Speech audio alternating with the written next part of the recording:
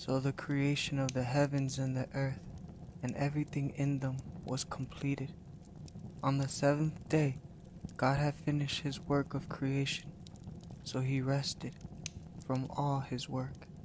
And God blessed the seventh day and declared it holy, because it was the day when he rested from all his work of creation.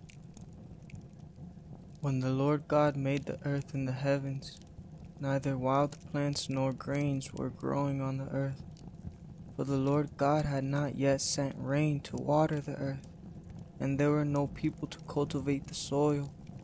Instead, springs came up from the ground and watered all the land. Then the Lord God formed the man from the dust of the ground. He breathed the breath of life into the man's nostrils, and the man became a living person. Then the Lord God planted a garden in Eden in the east, and there he placed the man he had made. The Lord God made all sorts of trees grow up from the ground, trees that were beautiful and that produced delicious fruit. In the middle of the garden, he placed a tree of life and the tree of the knowledge of good and evil. A river flowed from the land of Eden, watering the garden and then dividing into 4 branches. The first branch, called the Pishon, flowed around the entire land of Havilah, where gold is found.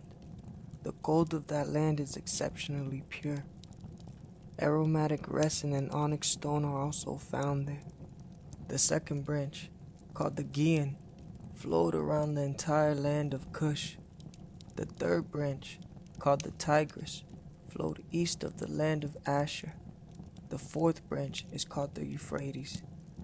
The Lord God placed the man in the Garden of Eden to tend and watch over it, but the Lord God warned him, "You may freely eat the fruit of every tree in the garden, except the tree of the knowledge of good and evil. If you eat its fruit, you are sure to die." Then God said, "It is not good for the man to be alone. I will make a helper who is just right for him." So the Lord God formed from the ground all the wild animals and all the birds of the sky. He brought them to the man to see what he would call them, and the man chose a name for each one. He gave names to all the livestock, all the birds of the sky, and all the wild animals. But still, there was no helper just right for him. So the Lord God caused the man to fall into a deep sleep. While the man slept, the Lord God took one of the man's ribs and closed up the opening. Then the Lord God made a woman from the rib, and he brought her to the man. At last, the man exclaimed, "This one is bone from my bone and flesh from my flesh.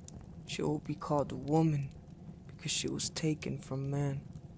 This explains why a man leaves his father and mother and is joined to his wife, and the two are united into one.